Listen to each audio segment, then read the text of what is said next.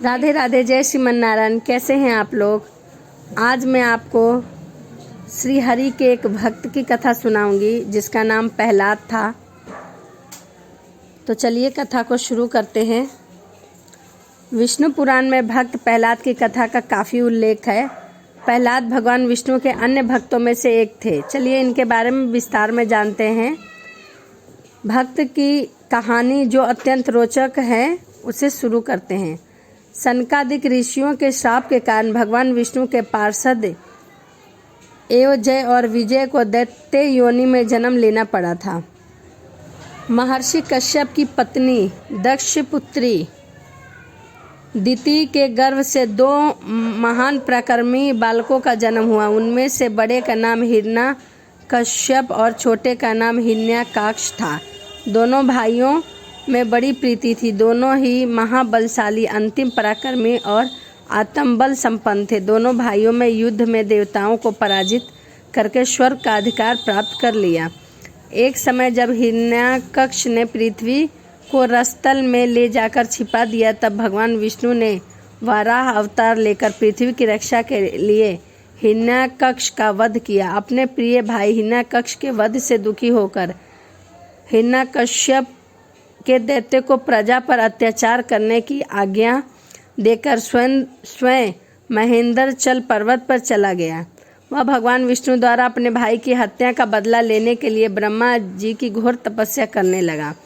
इधर दैत्य के राज्य को राजा विहित देखकर देवताओं ने उन पर आक्रमण कर दिया। दैत्यगण इस युद्ध में पराजित हुए और पाताल लोक को भाग गए। देवराज इंद्र ने हिरण्यकश्यप के महल में प्रवेश करके उसकी पत्नी कदायु को बंदी बना लिया। उस समय कदायु गर्भवती थी, इसलिए इंद्र उसे साथ लेकर अमरावती की ओर चला गया। रास्ते में उनकी देवर्षि नारद से भेंट हो गई। नारद जी ने पूछा, देवराज इसे कहाँ लेकर जा रहे हैं। इंद्र ने कहा, देवर्षि इसके गर्भ में हिरण्यकश्यप का अंश है, उसे मारकर इसे छोड़ दूंगा। यह सुनकर नारद जी ने कहा, देवराज इसके गर्भ में बहुत बड़ा भक्त है, जिसे मारना तुम्हारी शक्ति के बाहर है, अंत इसे छोड़ दो। नारद जी के कथन का मान रखते हुए इंद्र ने कदायु को छोड़ दिया और अमरावती चले गए। नारद जी कदायु को अपने आश्रम पर ले आए और सबसे बोले, बेटी तुम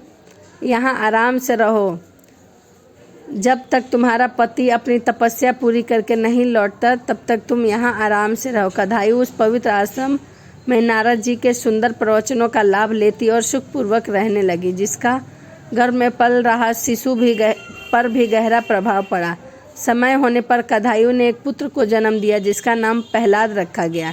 इधर हिरण्याकश्यप की तपस्या पूरी हो गई और वह ब्रह्मा जी से मनचाहा वरदान लेकर वापस अपनी राजधानी में आ गया। कुछ समय बाद कदायु भी प्रहलाद को लेकर नारद जी के आश्रम से राजमहल में आ गई।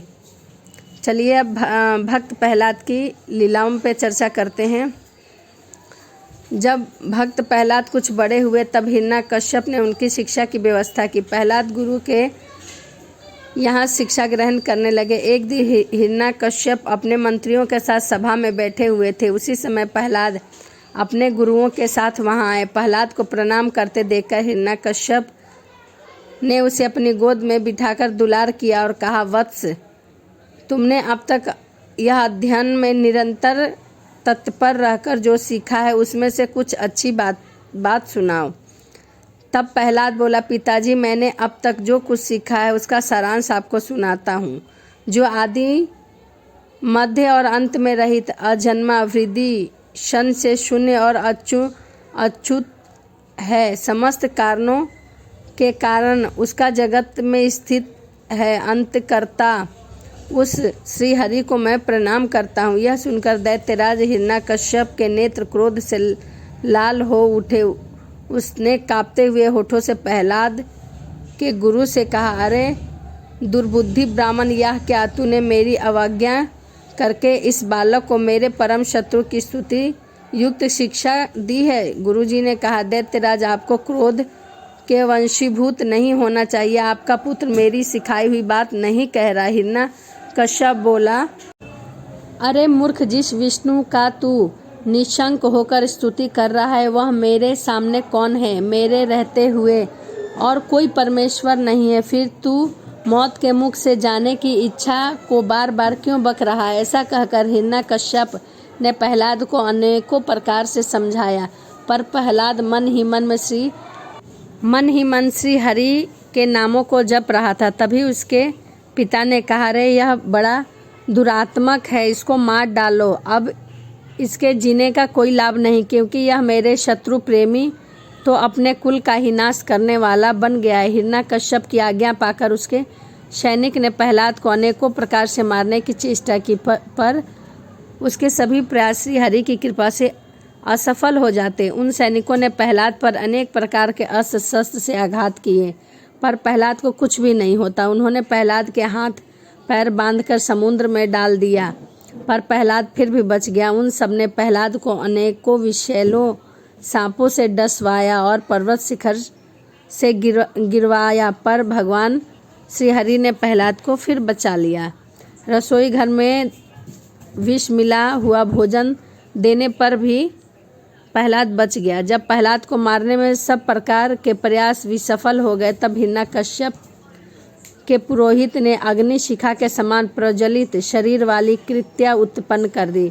जब अति भयंकर कृत्या ने अपने पैरों से पृथ्वी को कंपित करते हुए वहां प्रकट होकर बड़े क्रोध से प्रहलाद जी की छाती में त्रिशूल से प्रहार किया, पर उस बालक के छाती में लगते ही वह तेजोमय त्रिशूल टूटकर नीचे गिर गया। उस पापी पुरोहित ने उस निष्पाप बालक का कृत्या का प्रयोग किया था, इसलिए कृत्या से तुरंत ही उन पुरोहित पर वार किया और वो स्वयं ही नष्ट हो गए।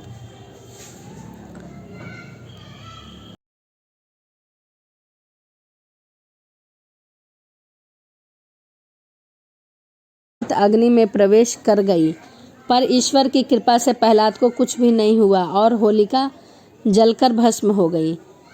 तो ये